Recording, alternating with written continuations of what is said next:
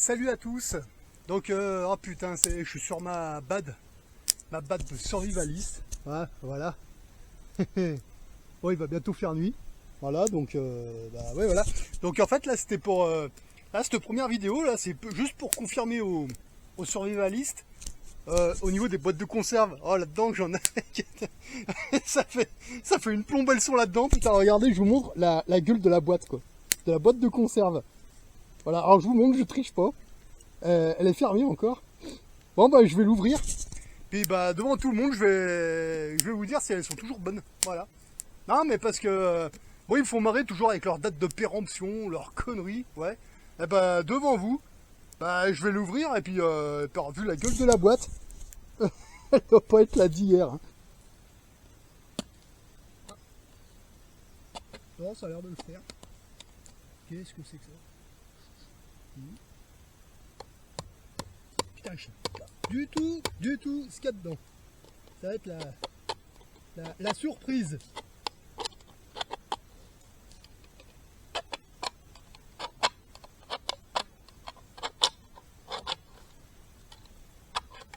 Putain, on dirait à première vue.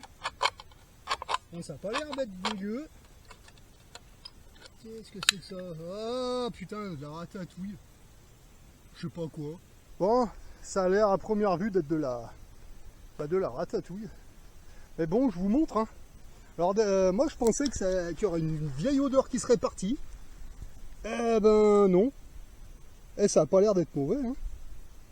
Non, il n'y a pas de mauvaise odeur. Ça sent la ratatouille. Bon, bah, on va tester. Hein. Ah, mais moi, je vous dis, moi, ils me font marrer, moi, avec leur conneries, là. Les... Comment ça s'appelle, là les dates de péremption à la con. Bah, regardez. Le message à tous les survivalistes. Alors, cette boîte de conserve, je sais pas, ça fait combien de temps que je l'ai rangée dans ma piole, là. Mais c'est pas d'hier, hein, je vous le dis tout de suite. Hein. Oh, ça n'a pas l'air d'être vilain. Et qu'est-ce qui m'a pris à l'époque d'acheter de la ratatouille? Ou je sais pas quoi, la Macédoine truc, là. Putain, alors qu'en fait... putain, je préfère me bouffer un bon cassoulet, quoi. Ouais, bon, ça va. Je suis arrivé aujourd'hui, on va pas chipoter. Les boîtes de conserve, je les garde parce que je m'en sers pour faire des évacuations, là, pour les... Parce que là, je suis en train d'installer les poêles à bois et tout. Ça, c'était l'ancienne cuisinière qu'il y avait là-dedans. J'ai tout démonté, j'ai tout dépiolé, puis je vais réinstaller un poêle à bois là-dedans, là. Je suis en train de le faire, avec des pièces de la cuisinière. Et puis, bah, celle-là, elle reste dehors, et puis voilà, quoi. Ouais, alors, un truc... Par contre, quand vous ouvrez des boîtes de conserve comme ça, on fait pas comme à la maison. C'est-à-dire qu'à la maison, tu la mets à la poubelle, etc. Pas de poubelle là-dedans, d'accord? Les boîtes de conserve, vous les laissez une journée comme ça. Parce que vous allez voir, à un moment, il y a plein de fourmis qui vont arriver, des bestioles et tout. Si vous commencez à foutre des boîtes de conserve ou des épluchures ou des détritus là-dedans dans une poubelle, comme dans une maison classique, vous allez avoir des fourmis dans 3-4 heures. Voilà, donc... dehors, comme ça. Puis bah demain matin, bah là je les prends, je les mets dans un sac poubelle que je mets à part.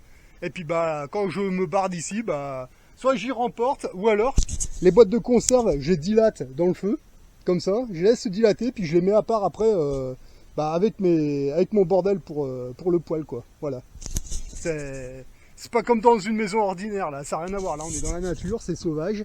Il y a les insectes, il y a tout, hein, donc c'est pas la peine de les attirer, autant les attirer ici dehors. Voilà, ils vont se régaler avec ce qui reste, et puis voilà. Quand vous avez une cabane forestière comme ça, c'est une boîte de survivaliste, c'est-à-dire qu'on n'est pas en ville, c'est pas même la campagne. Là, c'est la forêt, il y a rien, il y a personne. Hein, voilà, il y a vraiment personne ici.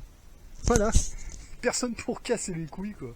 Alors ouais, le premier jour, vous ouvrez les fenêtres, vous ouvrez tout pour faire aérer un petit peu, parce que ça faisait un petit moment que j'étais pas revenu, donc il y a une espèce d'odeur de bois champignoteux, t'sais. Enfin, vous connaissez l'odeur pour ceux qui vont dans la forêt, quoi, voilà. Mais là, pour une première journée, là, j'ai bien bossé, là, ça va. Là, j'ai fait tomber un... Bon, c'était un boulot, c'est pas grave, parce que le truc, c'est que, je sais pas ce qui s'est passé avec le vent, vous voyez, ça a pété. Et il tanguait un peu, j'ai dit, allez, je le fais tomber, puis voilà, puis ça servira à autre chose. Et après, les branches, et bah, vous voyez, là, je vire l'écorce, et puis ça me fait des... Voilà, pour bricoler, quoi. Voilà. Alors par contre, là, tous les boulots qui sont là, je vais y faire tomber. Mais par contre, moi, ce qui m'intéresse, c'est les sapins, comme ça. Je vous montrerai sur notre vidéo pourquoi.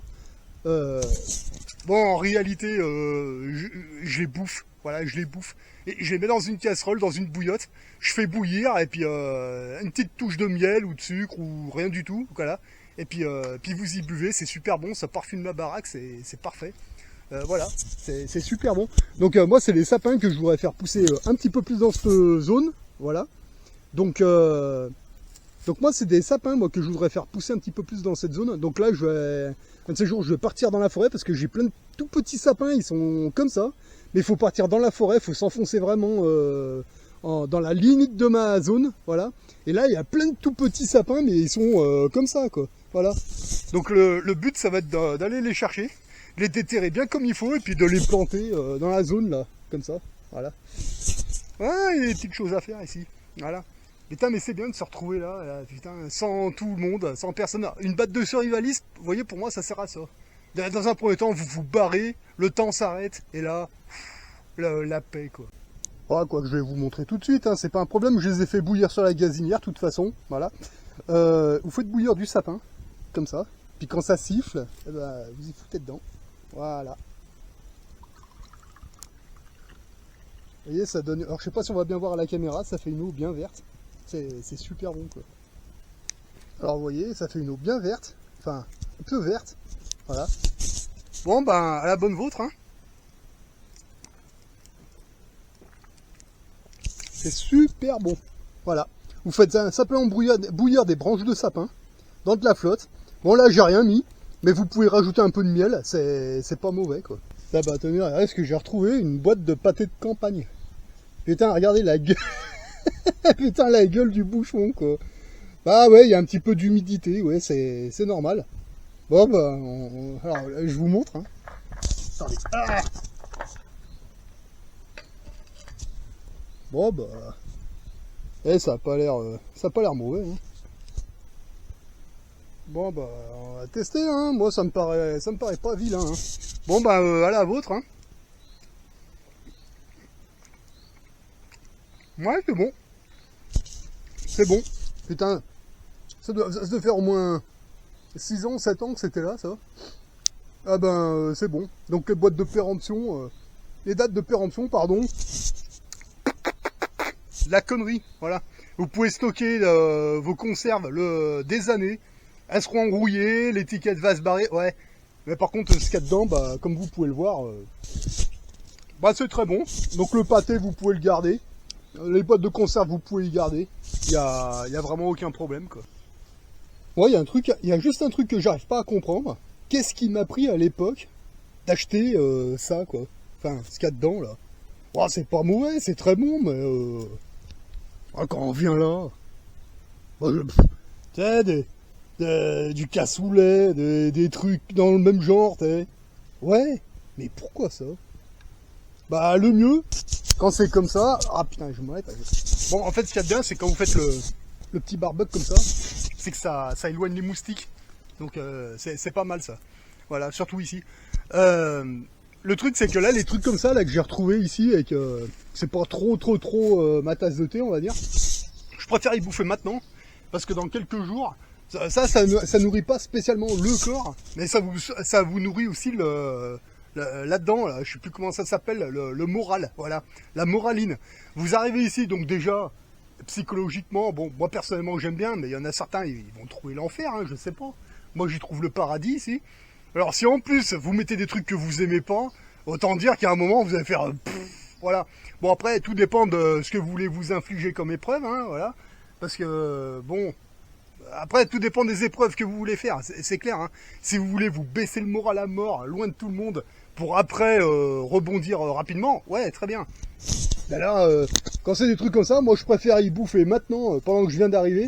Puis comme ça, bah, quand j'aurai bien mangé ce que j'aime pas, après le temps va passer. De temps en temps, on a tous des petits coups de mou, et puis alors là, tu t'ouvres une boîte de cassoulet, de pâté de renard, ah là, t'es là, j'ai même envie de vous dire, même quand je vais me barrer là-bas dedans, là, pour essayer de... Enfin, ça, c'est si vraiment je reste vraiment longtemps, pour essayer de choper un lièvre ou... Là, c'est plutôt des lapins de garenne qu'il y a ici. Voilà. Bon, la ration de combat déjà. Oh putain! S'il y a vraiment plein de trucs comme ça, et puis qu'après vous ouvrez la ration de combat, vous êtes en train de dormir dans un kéké là-bas, là, au fin fond de la forêt, et qu'il pleut et tout, là vous ouvrez la ration de combat, là votre moral il fait voilà. Parfait.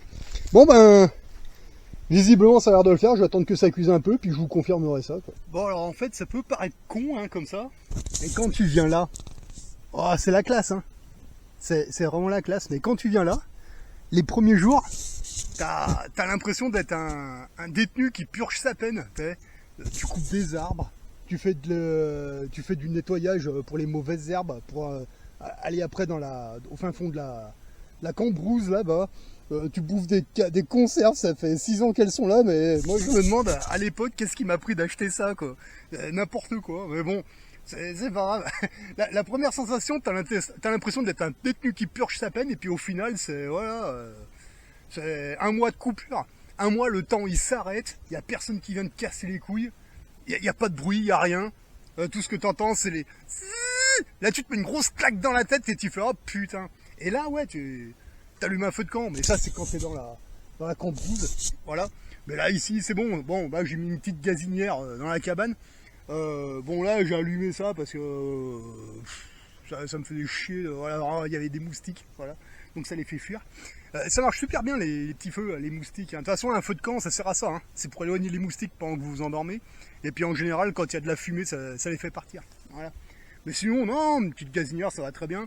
Le poêle à bois j'ai pas encore fini de l'installer, et puis bon après c'est bon, voilà. Enfin bon voilà. Donc les boîtes de conserve, vous pouvez les ouvrir dans 10 ans, même si elles sont rouillées, ben vous les ouvrez, elles sont bonnes, il n'y a vraiment aucun souci. Voilà. Allez sur ce, moi je vous souhaite bon courage à tous, hein, les survivalistes qui sont sur leur bad.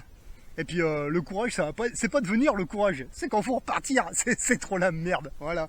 Allez sur ce, moi je vous souhaite de bonnes vacances aux survivalistes qui sont sur leur bad et à la prochaine.